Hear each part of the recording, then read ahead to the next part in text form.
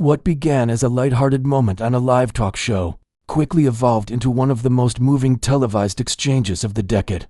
It was during an episode of Evening with Celebrities, a popular late-night show known for its humor, spontaneity, and star power. The studio was buzzing, cameras flashing, the crowd lively. On one side of the couch sat Will Smith, the charismatic Hollywood icon. On the other, President Ibrahim Traoré of Burkina Faso, dressed modestly in a plain suit, calm and composed amidst the glitz. The segment was meant to be fun, a casual crossover between entertainment and politics. The host, grinning, turned to Will and teased, "So Will, ever think of running for president? You'd be up against this guy." Will chuckled and, with no intention to offend, joked, "Well, I'd bring a little style to the table. No offense, President Traoré, but it looks like your tailor quit halfway." The audience laughed. It was classic late-night banter. Traoré even smiled slightly. But as the laughter died down, he gently leaned forward, placed his palms together, and spoke. "I don't wear power," he began, his voice steady but soft. "I carry it." The studio fell silent. He continued, his gaze meeting Will's with neither judgment nor resentment. "In Burkina Faso, there are villages where children study under trees, where hospitals lack basic supplies, and where mothers walk miles for clean water. If I wore a $5,000 suit, I'd be stealing from them." Will's smile faded. The crowd sat frozen. Traoré went on, "You create stories that make the world laugh and reflect. I carry stories that weigh on me every day, real lives dependent on every word I speak, and every choice I make. If style could rebuild a school or save a child's life, I'd wear gold-lined robes. But it can't." The air was heavy. There was no applause, just the profound stillness that follows truth spoken with grace. Will blinked slowly. Something deep within him shifted. The joke had vanished, replaced by raw understanding. The cameras caught what came next, a rare moment of emotion from the actor. Tears welled up in his eyes. He looked away, but the world saw, and the world reacted. Within hours, a 90-second clip titled "Will Smith Humbled by President Traoré" had gone viral. Social media exploded with praise. One user wrote, "That wasn't a clapback. That was a masterclass in dignity." Another shared, "I watched this with my son. We cried together." Backstage, Will sat quietly, reflective. A producer gently asked if he was okay. He nodded, words failing him. Moments later, he stood and made his way to the green room where Traoré was reading a worn book. Will paused at the door. "Mr. President," he said, voice trembling. Traoré looked up, his smile warm. "I needed that," Will said. "Thank you." The two shook hands, one from the spotlight of Hollywood, the other from the heart of West Africa. In that handshake, a message resonated across cultures and continents. Real respect is born from understanding. By the next morning, the clip had played on every major network. Influencers reacted with tears. Editorials praised Traoré's wisdom. In Burkina Faso, radios played his words on repeat. Children repeated them in classrooms. Farmers smiled as they worked, proud of the man who led them, not with grandeur, but with grace. In the U.S., Will Smith released a short statement. "I joked on TV. He gave me truth. I've shared rooms with kings and legends, but this taught me more than I can say." The moment became a symbol, a testament to leadership rooted not in image, but in service. And the phrase that trended across every platform captured it best. When dignity spoke, the world listened. He hadn't been reading from a teleprompter. There was no carefully crafted script, no polished statement. What Will Smith experienced was raw, unscripted humility, and the world noticed. But beyond the applause, beyond the viral headlines and millions of views, something more profound was beginning to unfold, something President Traoré himself hadn't anticipated. His words had done more than humble a Hollywood legend. They had become a mirror, reflecting hard truths back at the world. His voice, steady and dignified, had planted something deeper than political commentary. It planted a question inside people's hearts, a question about respect, leadership, and the quiet power of dignity. And soon, that seed would find its way into the most unexpected of places. In a modest hospital ward in Ouagadougou, Burkina Faso, 11-year-old Muna lay curled in a hospital bed. Her skin was pale, her breath shallow. She had been battling leukemia for over a year, her small body worn from countless rounds of treatment. The night before, she had watched the viral clip of President Traoré on her mother's phone. As the screen dimmed, her eyes shimmered. "Mama," she whispered, voice fragile but filled with light. "He's not like the others. He talks like a puppet, moved beyond words." Muna took a crayon and scribbled on a piece of paper with a trembling hand. Her note was simple, innocent, and powerful. Dear President Traoré, I am very sick, but when I saw you on TV, I forgot about my pain. You made me proud. You didn't shout. You didn't laugh back. You spoke like a real papa. Thank you. I wish I could hug you. The nurse, overwhelmed by the purity of the gesture, took a photo of the note and posted it on Twitter with the caption, "She has only a few days left, but she wanted to thank her president." By noon, the tweet had crossed 2 million likes. Hashtags like #PapaTraore and #DignitySpeaks began trending globally. In a quiet room at the Burkinabe Embassy in New York, President Traoré scrolled through the post. He paused, stared at the photo, and didn't speak for a long time. Then, without fanfare, he stood up, reached for his coat, and turned to his aide. "Cancel the next meeting. I need to speak to a child in the hospital room." The phone rang. Muna's mother picked it up with hesitation. "Hello," a calm, warm voice replied. "Madam, this is President Ibrahim Traoré. May I speak to your daughter for a moment?" Time stood still. The nurse gasped. Muna's wide eyes glistened. The phone was gently placed in her hand. "Hello," she whispered. The voice on the other end was kind, soft, and patient. He asked her favorite color, her favorite food. She giggled despite the pain. Then she asked, "Are you really the man from TV?" "Yes, little one," Traoré replied with a gentle chuckle. "But more importantly, I'm your friend." Tears flowed down the faces of everyone in the room. The president didn't talk politics. He didn't talk legacy. He told her that she had already done more than many adults because she reminded the world what kindness looks like. "You are stronger than me, Muna," he whispered, his voice cracking ever so slightly. When the call ended, President Traoré sat alone, gazing out at the skyline. His body was in New York, but his heart was with that small girl in a hospital bed fighting quietly, inspiring loudly. That night, he made a vow. He would no longer just be a trending voice. He would be a reason for hope, dignity, and change. Meanwhile, back at the studio, the room still held the tension of what had unfolded hours earlier. The cameras were off, but the echoes of Traoré's words still vibrated in the air. Will Smith stood behind the curtain, his hands slightly trembling.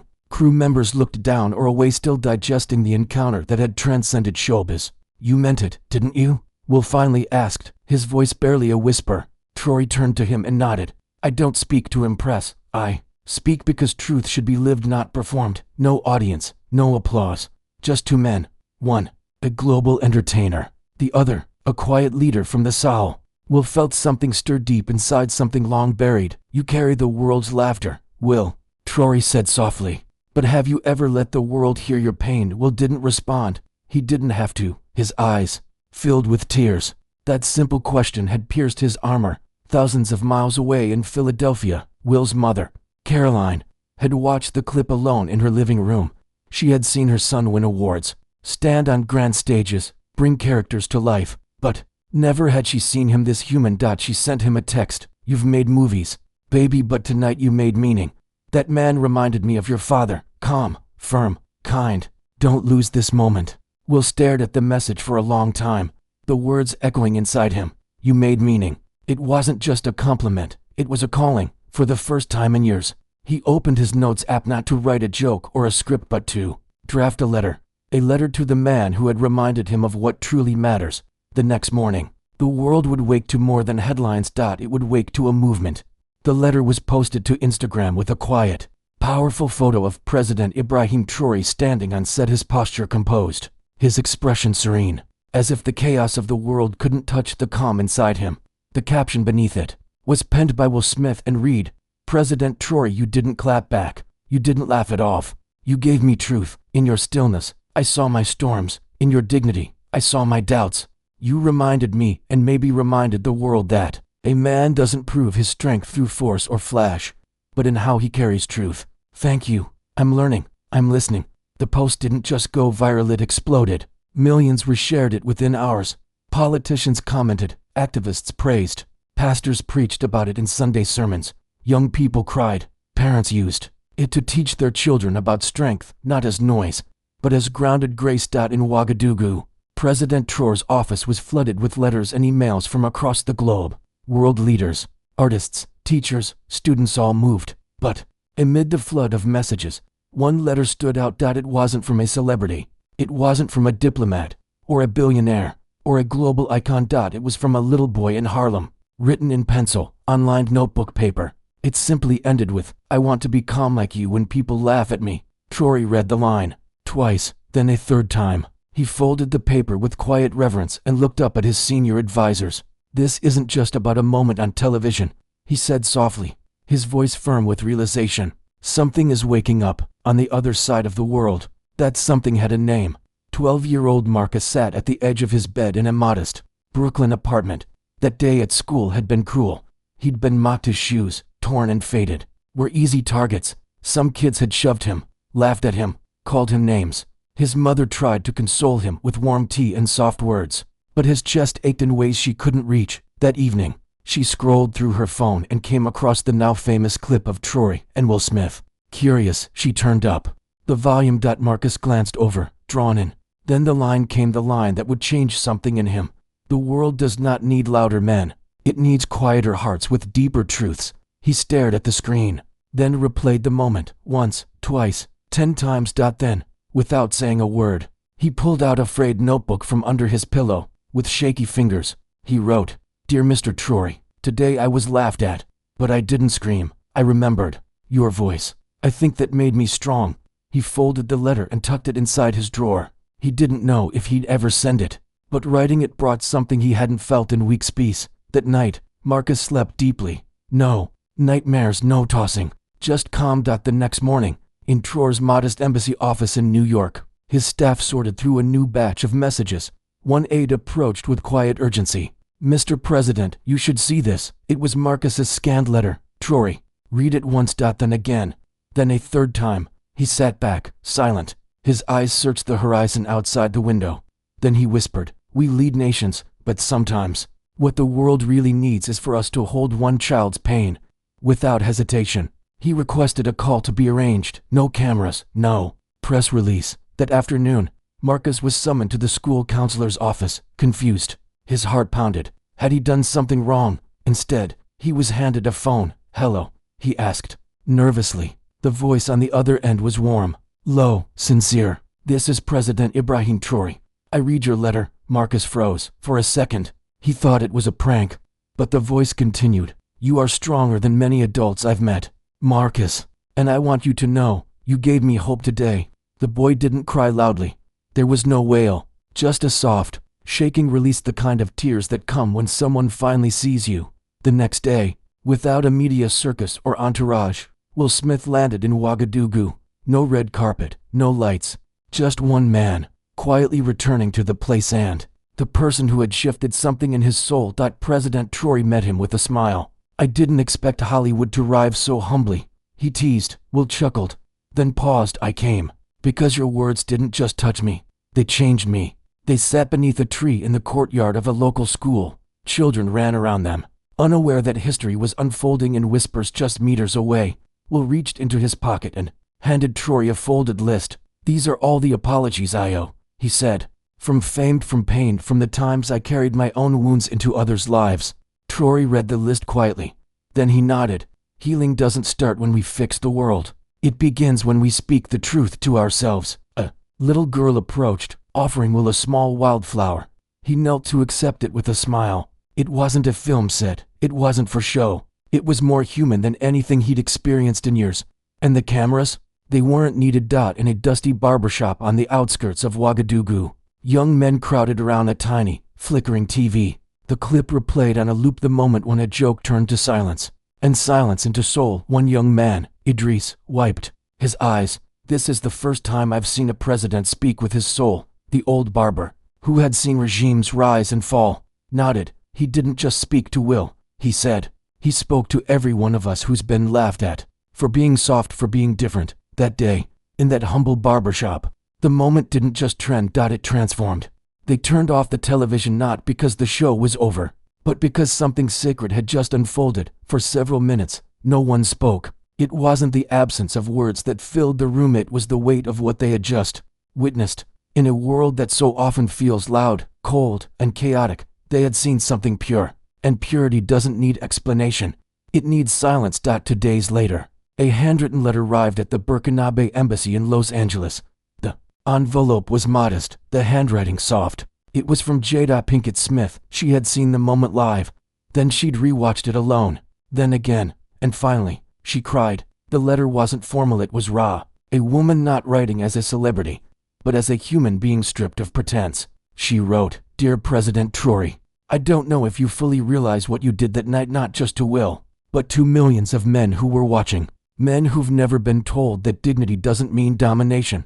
In one moment, without raising your voice or raising your hand, you taught the world that calm is not weakness. It is the quietest form of strength. And you have no idea how desperately the world needed that message." President Traoré read it alone, slowly, line by line. When he finished, he didn't speak. He folded the letter carefully and tucked it inside the back of his journal. Then, looking at his aide, he whispered, "We don't need louder speeches, we need louder silences," followed by deeper actions. And the actions came not through headlines, but through humanity, across continents. Something unexpected began to unfold. Clips of the exchange between Will Smith and the calm strength of President Traoré were being subtitled into Mandarin, Arabic, French, Portuguese, even Swahili, not because it was trending, but because it was truth, and truth, when it finally finds a voice, has no borders. Universities held roundtables, psychologists wrote op-eds, clergy quoted it in Sunday sermons and Friday khutbahs. People weren't just sharing the clip, they were pausing their lives to reflect on it. Even a late-night comedian who had originally mocked the moment with a flippant joke returned on air to say, "I thought it was just another awkward TV exchange. I see now it was history being made quietly." In Burkina Faso, a rural school named its tiny library the quiet voice of truth. It wasn't about fame anymore. It wasn't even about Will. It had become a symbol, a mirror, a movement. 3 days after the viral moment, Will Smith made a surprise appearance on a daytime show in New York. No stylists, no rehearsed bits, just a chair, a mic, and a man clearly changed. His voice trembled as he spoke. "I've made films. I've made millions laugh. But I've never had a moment stop me the way that did. When President Traoré looked at me that night, it wasn't just me he saw, it was the world. He saw right through the performance, not just mine, but the one we're all forced to put on every day." The studio fell silent. Then he added, in barely a whisper, "He reminded me what it means to be a man not through power, but through peace." Back in Ouagadougou, Traoré's assistant rushed into his office holding a phone. "Mr. President, it's from Will." The email was short, but heavy with meaning. "I've spoken with my heart to the world. Now I need to speak with yours. I want to come to Ouagadougou, not as an actor, just as a man." President Traoré smiled gently. "Let him come," he said. "Let him see where truth grows not in palaces, but in pain." The next morning, Will landed in Burkina Faso. No cameras, no publicists, just him. He was greeted not by limos, but by President Traoré himself, wearing a simple shirt and holding out his hand, like a brother welcoming another home. They embraced, no words, none needed. On the 6th day, a small press gathering took place outside a youth center in Ouagadougou. Will stood beside Traoré, his voice firm. This man didn't clap back. He didn't fight fire with fire. He showed me and all of us what dignity looks like when the world expects pride. He paused, then looked directly into the lens. If you're watching this, ask yourself, when was the last time you listened with your heart? President Traoré stepped up, his voice even quieter. "We don't heal by mocking," he said. "We heal by recognizing the wounds in each other." No applause, no cheering, just stillness. The live stream spread like wildfire. Within 24 hours, it had over 40 million views. But more than views, it sparked something deeper. In homes, offices, classrooms across cities and villages, people cried, not for entertainment, but because, in a broken world, they had seen something pure. Dear viewer, if this story touched your heart, if even one line made your eyes well up, then don't just scroll away. Let it live. Subscribe, like, share, comment, not for the algorithm but for the echo. Tell us what part moved you most. Let this moment not be the end. Let it be the beginning of more listening, more calm, more truth, more dignity.